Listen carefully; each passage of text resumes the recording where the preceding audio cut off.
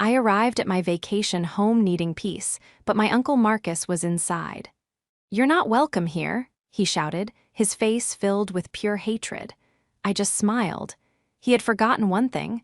I'm the lawyer who wrote the family trust he was so very close to violating. This is where it all fell apart, and trust me, you'll want to see how this ends. Make sure you're subscribed. We love hearing from you. What's your favorite way to unwind after a stressful week? Let us know in the comments. The case had been a monster. 6 weeks of depositions, late-night brief writing, and courtroom battles had left me feeling hollowed out, like a husk of myself. I was 48 years old, a successful estate lawyer, but at that moment I was just tired. All I wanted was the scent of pine trees, the sound of the lake lapping against the shore, and the familiar comfort of my parents' old house, now my house. The vacation home had always been my sanctuary, the one place on earth where the complexities of the law and the sharp edges of family drama couldn't touch me. Or so I thought.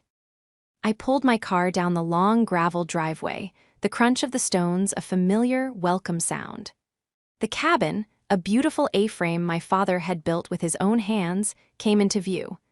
I breathed a sigh of relief, the tension in my shoulders easing for the first time in months. I grabbed my overnight bag, stepped out into the cool evening air, and walked up the wooden steps. I slid my key into the lock. It didn't turn. Frowning, I jiggled it.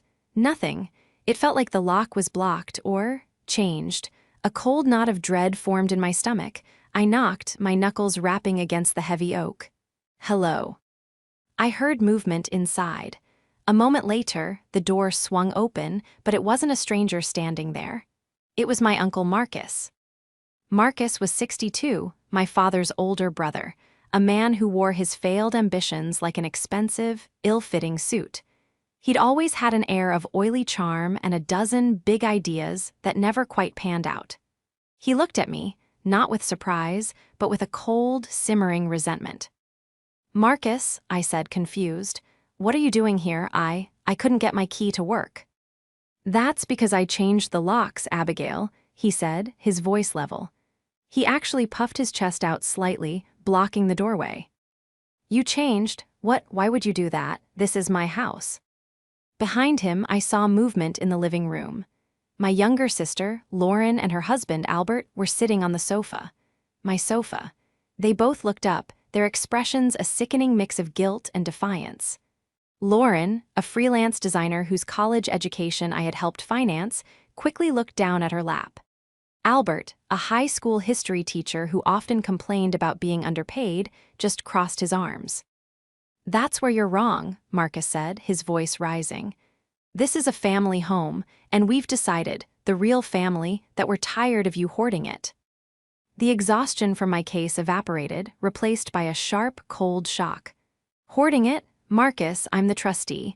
Dad left it to me in the will. You know this." "A piece of paper?" he spat, his face turning a blotchy red. "A piece of paper you, with your slick lawyer tricks, probably wrote yourself to cut us all out. You always thought you were better than us." "That's not." He took a step forward, his eyes narrowing with a pure, unfiltered hatred that stunned me. "You're not welcome here, Abigail. Get off this property." He actually shouted it. The words echoed in the quiet evening air, silencing the birds, silencing everything. "You're not welcome here." My sister and her husband just sat there, saying nothing, their silence a ringing endorsement of his words. I looked at their faces, Marcus, triumphant and righteous, Lauren, ashamed but complicit, Albert, stubbornly hostile. I felt the ground drop out from beneath me. This wasn't just a misunderstanding. This was a coup. This was a betrayal I hadn't seen coming. My own family, in my own sanctuary, telling me to leave. I took an involuntary step back, my hand still on the doorknob. My first instinct was to fight, to argue, to pull out my phone and call the police. But I was an attorney. I knew that a messy, public fight was the worst way to handle this, especially when I realized what was really going on.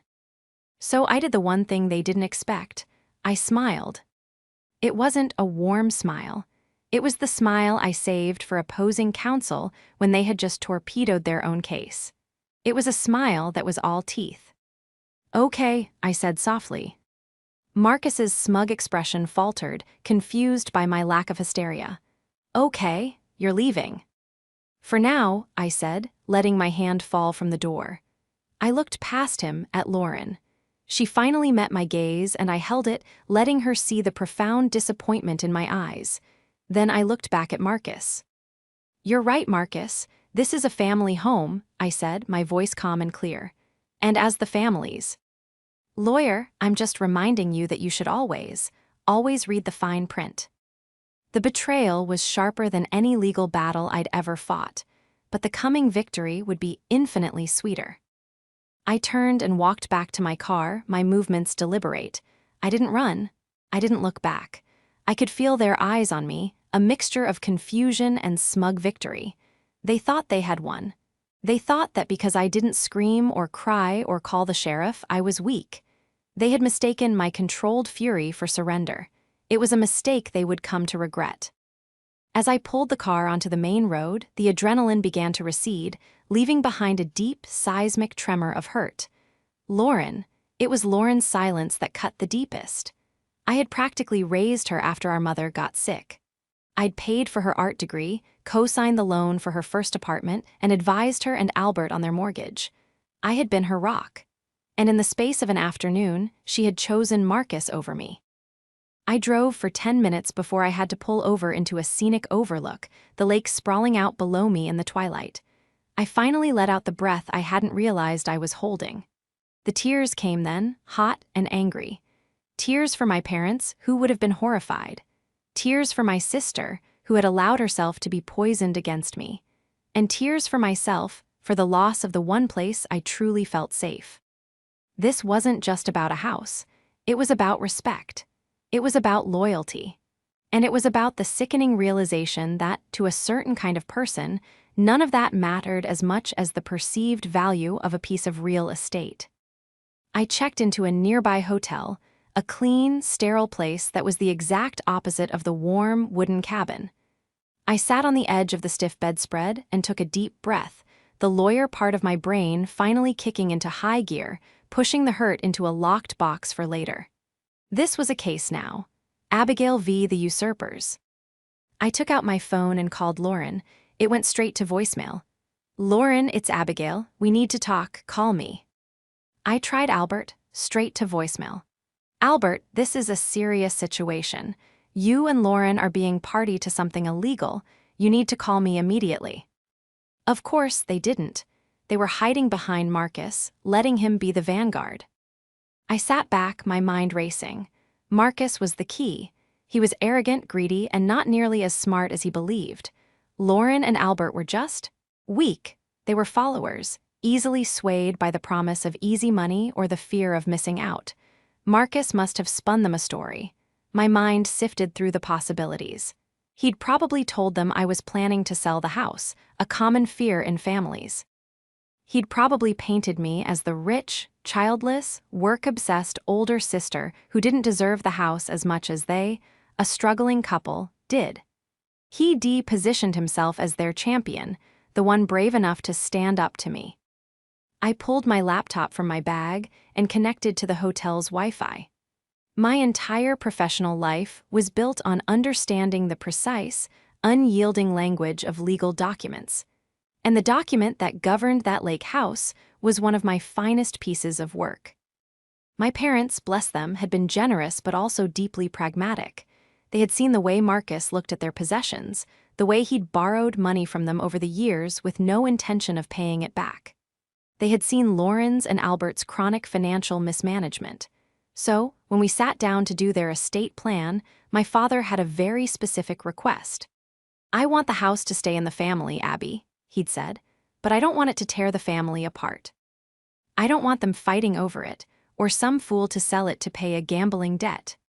So I hadn't left the house to myself, or to Lauren outright. That would have been simple, but it would have been vulnerable.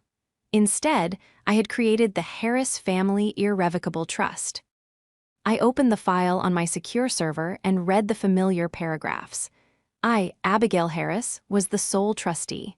The house was the primary asset of the trust. As trustee, I had the sole power to manage the property. Lauren, and any children she might have, were listed as beneficiaries, meaning they could use the property with the trustees' permission. But here was the beautiful part. I scrolled down to Article IV, Section 3. The no contest clause was standard, but Section 4 was the one I was looking for, the asset protection clause. I had written it myself. It explicitly stated that no beneficiary could establish primary residence, change the locks, or encumber the property in any way, like trying to get a loan against it, without the express written consent of the trustee. Any beneficiary who did so would be in material breach of the trust. I smiled again, that same cold, sharp smile from the porch. They were loud, arrogant, and so very, very wrong. But they had forgotten one crucial thing. I was the one who wrote the will, and I had written it for this exact rainy day. To understand Marcus, you have to understand my family's dynamic. My father was the responsible one, a civil engineer who built a stable life through hard work and careful planning. Marcus was his opposite, a man who believed stability was for suckers and that a big windfall was always just around the corner. He drifted from one consulting gig to another, sold dubious timeshares in the 90s, and most recently had rebranded himself as a family investor, which seemed to mean he just gave terrible financial advice to his in-laws. He'd always been a drain on my parents. I remembered countless hushed arguments, my mother closing the checkbook with a snap, my father saying, "Marcus, this is the last time." It was never the last time. He had a way of making you feel like you were the failure for not believing in his vision. When my parents passed, the dynamic shifted. I became the de facto head of the family, the one with the stable career and the legal knowledge. Marcus's resentment, once aimed at his successful brother, now found a new target, me. He saw my success not as the result of 80-hour work weeks and crippling student loans, but as a kind of cosmic unfairness. Lauren and Albert, on the other hand, were a different story. Lauren is my half-sister, 10 years younger, and I've always felt fiercely protective of her. But as she got older, her free-spirit, artistic nature, which I'd always admired, curdled into a kind of willful helplessness. She and Albert were perpetually in a mild financial crisis. They overspent on their wedding, bought a house they couldn't quite afford, and were always one bad month away from asking for help. I'd always given it. I'd paid for their last 3 vacations, telling myself it was just being a good sister. Now, I saw it differently. I hadn't been helping, I had been enabling. I had taught them that consequences were optional, that Abigail would always be there to clean up the mess. My sacrifices meant nothing because they had come to see them as an entitlement. And Marcus, a predator-smelling weakness, had exploited that perfectly. He hadn't just promised them a house, he'd given them a villain. Me, the gatekeeper. I spent the next morning at a local coffee shop, nursing a latte and making a plan. My first call was not to the police. It was to a man named Frank. Frank is a private investigator, a former financial crimes detective with a bloodhound's nose for fraud. "Hey Frank, it's Abigail Harris." "Abby, long time. What's the emergency?" "You only call me when someone's trying to hide money," he said, his voice a gravelly rasp. "Something like that. I need you to run a full financial background on my uncle, Marcus Harris. I want everything. Credit report, outstanding liens, recent loan applications, any and all shell corporations. I want to know if he's bought so much as a pack of gum on credit in the last 6 months." "Family messy," Frank grunted. "You got it. Give me 48 hours. "Thanks, Frank, I owe you." "Yeah, you do. This one's on the family rate, which means it'll cost you double." He hung up. My next calls were simpler. I called the utility companies for the lake house. The electric, the water, the internet. "Hi," I said to the automated system, then to the human representative. "I'm calling about account number 882J45. I need to report a fraudulent change of service." One by one, I re-established my authority. I was the one on the deed, the one whose name was on the trust. I explained that I was the property owner and that any attempt to change the billing information was unauthorized. And, I added, could you please email me a record of any service calls or change requests made in the last 30 days? By noon, I had the first breadcrumbs. The locks had been changed 3 weeks ago. The internet and cable had been upgraded to a premium package, and the bill had been put in Albert's name. Albert, not even Marcus. He was already insulating himself, using my sister and her husband as his shield. This was so much darker than I thought. This wasn't a spontaneous family decision. This had been planned. They had waited. They must have known I was tied up with my case, that I'd be out of touch and exhausted. They'd waited for me to be at my most vulnerable. A new kind of anger, cold and precise, settled over me. This wasn't just a family squabble anymore. This was conspiracy to commit fraud. Marcus wasn't just trying to get a vacation spot, he was trying to steal a 6-figure asset. He was using my sister as an accomplice. And I, as the trustee, had a fiduciary duty to protect the trust. A legal obligation. My smile returned. They hadn't just betrayed me as a sister, they had crossed me as a lawyer. The hotel room felt like a command center. I had my laptop open, a legal pad filled with notes, and a steady supply of bad. Coffee, I was no longer a victim, I was a strategist. My grief was still there, a heavy weight in my chest, but I compartmentalized it. Grief could wait, justice couldn't. Frank called back in 36 hours, not 48. You hit the jackpot, Abby, or maybe your uncle hit the septic tank. Talk to me, Frank. Marcus Harris is a financial dumpster fire. He's got 3 maxed-out credit cards, all in collections. He's got a $40,000 personal loan from a high-interest lender, and he's missed the last 2 payments. The family investor business? It's a shell LLC with a P.O. box and $112 in its bank account. But here's the kicker. He's being sued. 2 of his former partners, from a failed real estate deal in Arizona, are taking him to court for $500,000, claiming fraud. I closed my eyes, so he's desperate. He's not desperate, Abby. He's drowning, Frank said. And here's the cherry on top. I ran a credit inquiry search.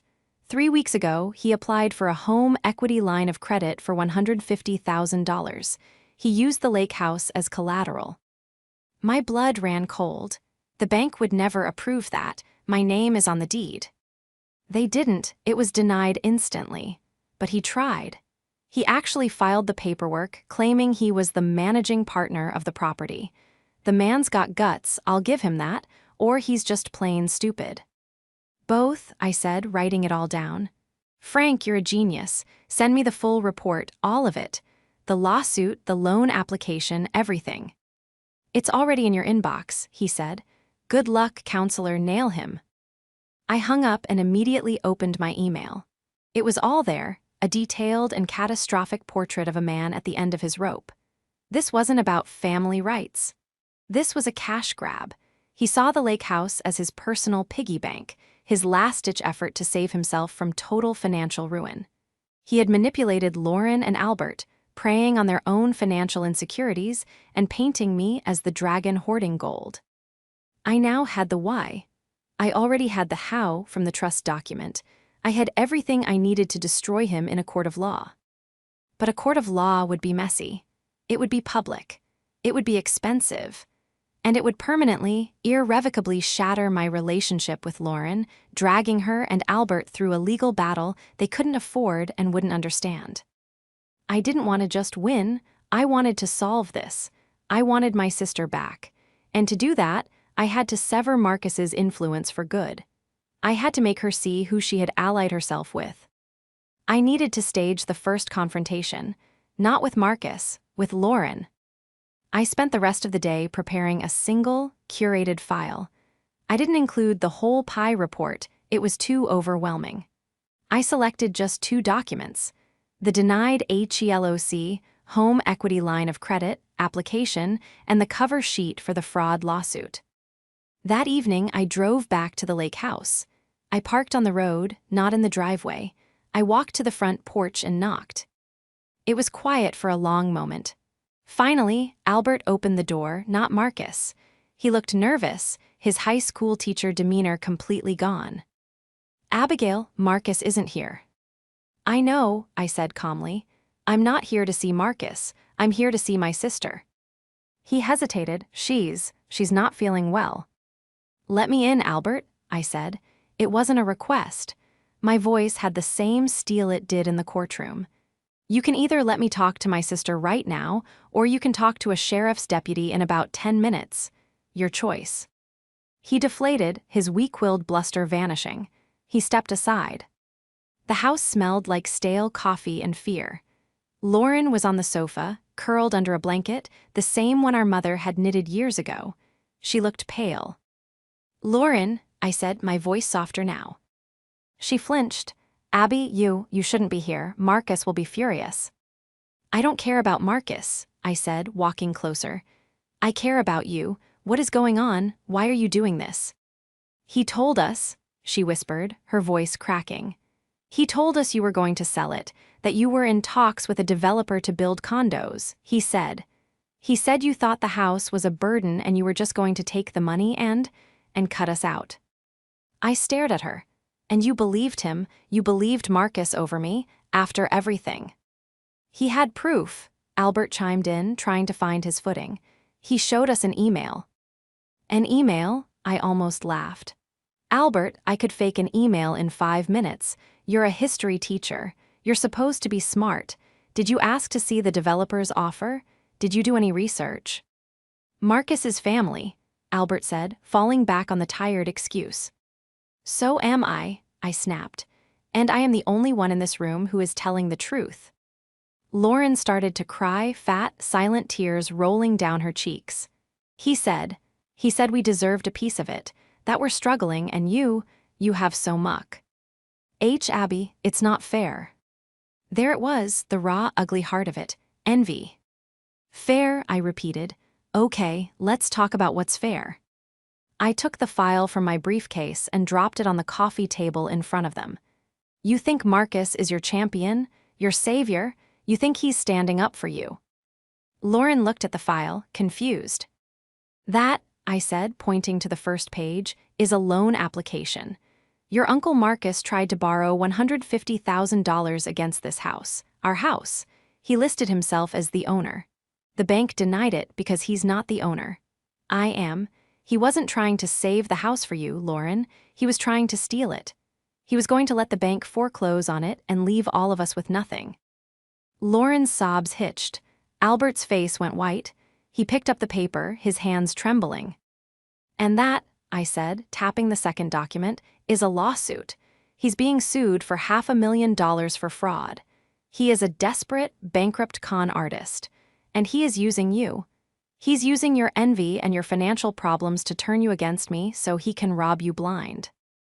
Lauren let out a small, wounded sound. No, he wouldn't."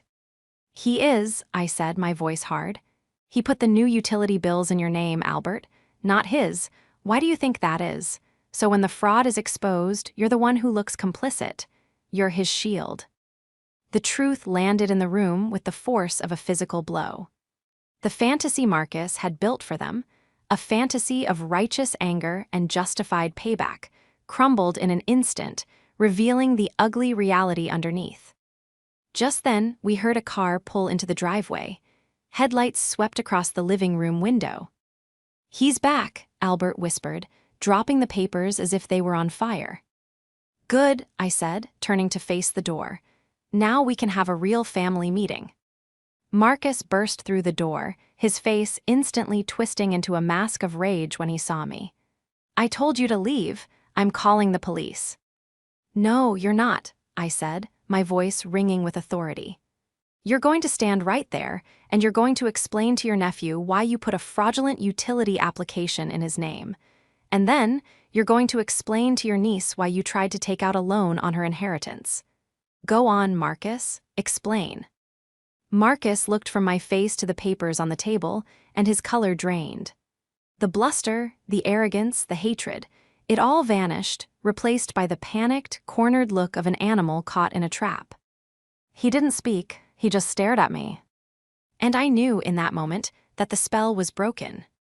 The silence in the cabin was deafening. Lauren and Albert looked at Marcus, their faces a canvas of dawning horror and confusion. They were waiting for him to deny it, to laugh it off, to provide another one of his smooth, reasonable-sounding explanations. "Marcus," Lauren whispered, is that true?" Marcus, for the first time in his life, was speechless. He saw the HELOC application on the table. He saw the lawsuit. He knew instantly that I had him, but a cornered rat doesn't surrender, it gets vicious. He lashed out, not at me but at them. "You believe her, after everything I'm trying to do for you? She's a liar, she faked those. She's a lawyer, that's what she does, she twists things." It was a poor performance. His voice was too high, his eyes too shifty. "Faked them," I said, picking up the bank denial. "This has the bank's official letterhead, Marcus, and the loan officer's name. We can call him right now, and the lawsuit is a public record. You can't fake a public record." Albert, who had been pale, started to turn red. You put my name on the utility bill," he said, his voice quiet. I was consolidating things to make it easier for the family," Marcus stammered, backing away toward the kitchen. "You were making him the legal point of contact for a property you're illegally occupying, Marcus," I shot back. "That's not helping, that's making him an accessory." Lauren stood up, her legs shaking. "Uncle Marcus, just tell me you didn't try to sell the house." "Of course not, I was looking into its value, for our future, for all of us." It was pathetic. The lies were so transparent, so desperate, that they fell apart as soon as they left his mouth. Lauren, who had wanted so badly to believe in his fantasy, finally saw the cheap magician behind the curtain. "Get out," she whispered. "What?" Marcus blinked. "Get out," she shrieked, the sound tearing from her throat. She grabbed a throw pillow from the sofa and hurled it at him. "Get out of our house. Get out." Marcus, shocked by her sudden turn, scrambled backward, grabbed his keys from the counter, and bolted out the front door. We heard his car start, tires spinning on the gravel as he sped away. And then, silence again. Lauren collapsed onto the sofa, her sobs echoing in the room. Albert just stood there, looking. At the open door, his face ashen. I sat down, my anger giving way to a profound sadness. I had won the battle, but the war for my family felt far from over. I spent the next 2 hours just sitting with them. I explained the trust, calmly, paragraph by paragraph. I explained why I had set it up this way, to protect the house for them, not from them. To prevent exactly this, a scenario where a predator like Marcus could swoop in and leverage family assets for his own gain. They were ashamed. Deeply, painfully ashamed. Albert confessed that Marcus had been advising them on their own finances, that they'd given him $10,000 to invest 6 months ago, money they'd pulled from their small retirement fund. They hadn't seen a dime of it since. The trap had been bigger than I even knew. Marcus wasn't just after the house. He was systematically draining my sister and her husband of every cent they had. My resolve hardened. This was no longer just about the house. This was about saving my sister from ruin. I knew Marcus wouldn't just disappear. He was too desperate. He'd try something else. So I went on the offensive. The next morning, I hired a local locksmith to change the locks again, this time to a high-security system. I gave a key to Lauren and Albert, but I also had a long talk with them. "He's going to contact you," I said, as they sat at the kitchen table, looking like scolded children. "He's going to apologize or threaten you or try to manipulate you again. You cannot speak to him. Not a text, not a call. Am I clear? Anything he sends you, you forward it to me immediately." They both nodded, their eyes wide. I wasn't done. I took the full PI report and the trust documents to the local sheriff's department. I filed a formal complaint against Marcus for trespassing, attempted fraud, and uttering threats. He'd sent me a string of furious, barely coherent texts. I also filed for an immediate, temporary restraining order. My professional network, the one Marcus so resented, kicked into high gear. I had a colleague in the DA's office review the file. I spoke to the bank's fraud department. I was building a case so solid, so ironclad, that Marcus would have no choice but to disappear. But I still needed the final checkmate. I needed to ensure that Lauren and Albert were truly free of his influence. The $10,000 they'd invested was the key. Frank, my pie, was a godsend. He tracked the $10,000. It wasn't invested. It had gone from their bank account directly into Marcus's, and from there, it had been paid to a high-end car leasing company and a casino in Atlantic City. I now had irrefutable proof of his deception. I had the bank fraud, the trespassing, and now the theft from his own niece.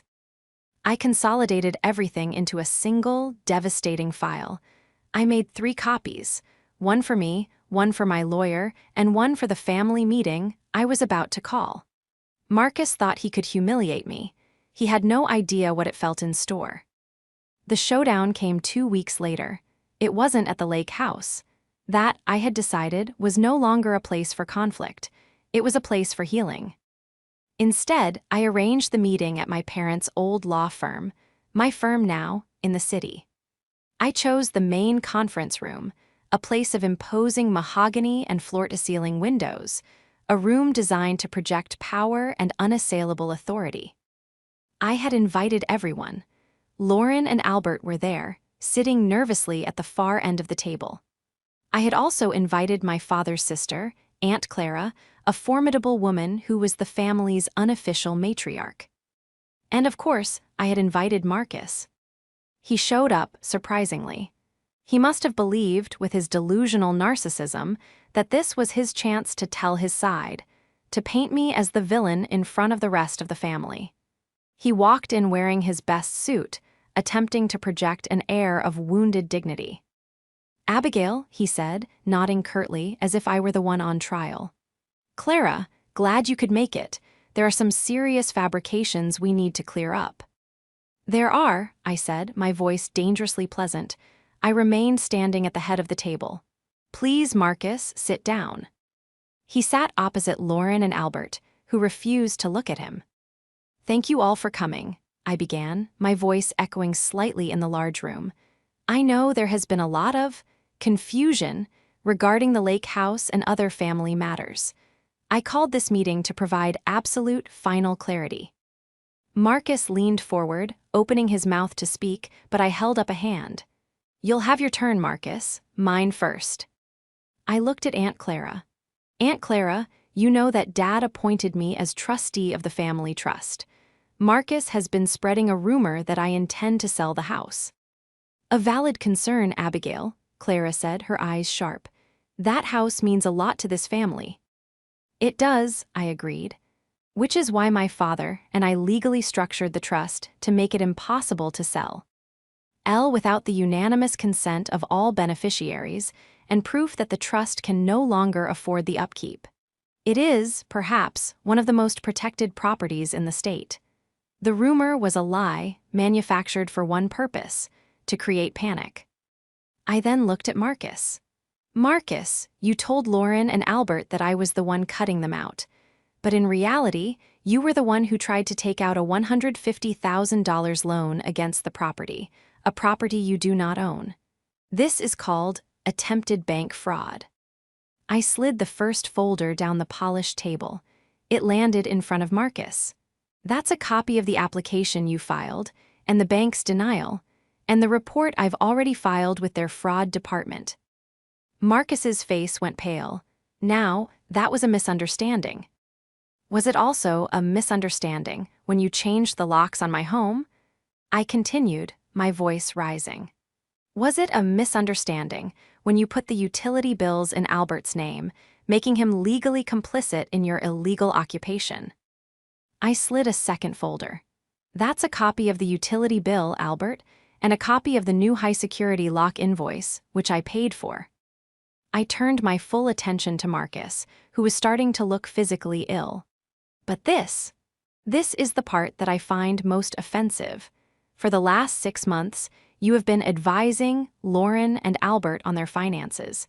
You convinced them to give you $10,000 of their retirement money to invest. Lauren let out a small sob. Albert stared at the table. I had that investment traced, I said, my voice dropping to a cold, hard whisper. Here is the final file, Marcus.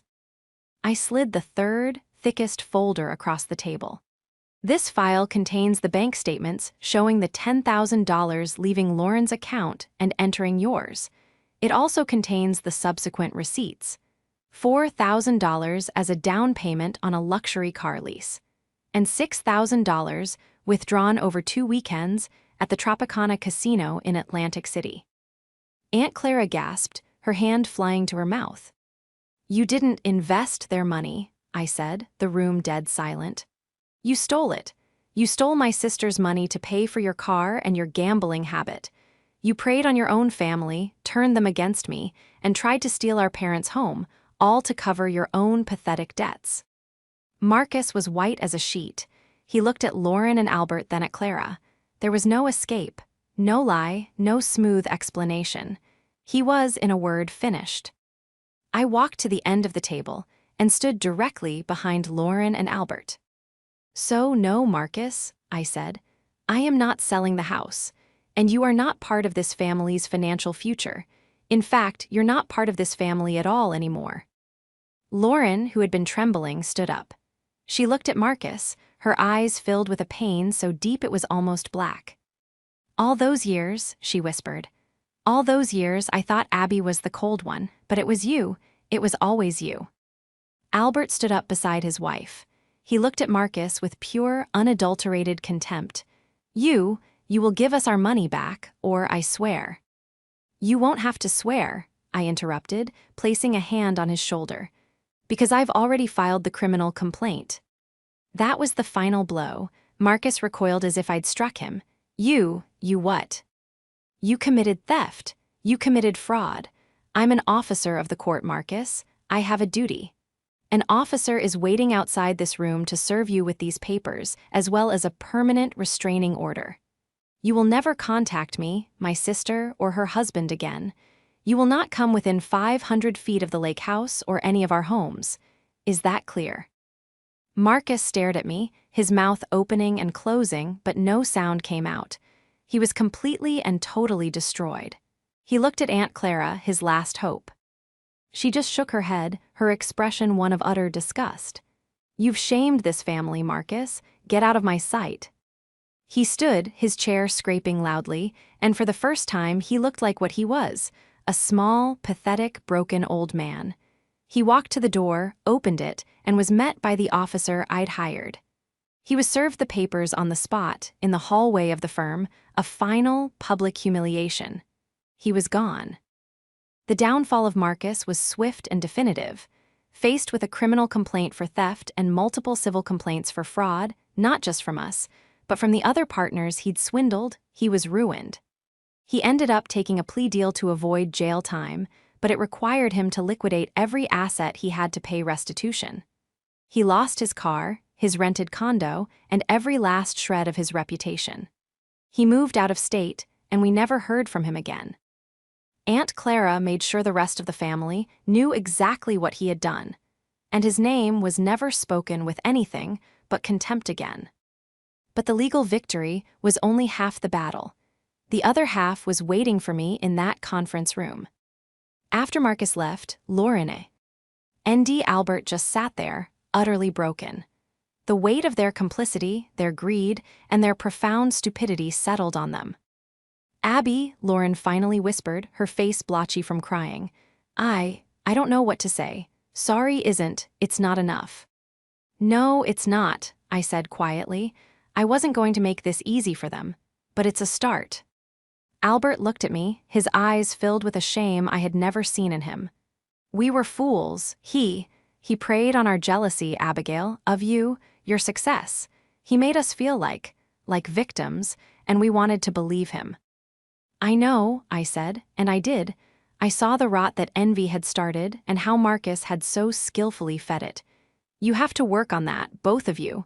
This isn't my problem to fix. It's yours. The reconciliation was not a single, tearful movie moment. It was slow. It was awkward. It took months. It involved them starting financial counseling to deal with their out-of-control spending. It involved them writing me a long, painful letter detailing exactly why they had done what they did and what they understood now. It involved them paying me back $200 at a time for the legal fees and the cost of the new locks. I didn't need the money, but I needed them to understand the consequences. The first time I went back to the lake house, it was 6 months later. It was autumn and the leaves were turning. I walked in and the house was clean. The air smelled like lemon polish and pine.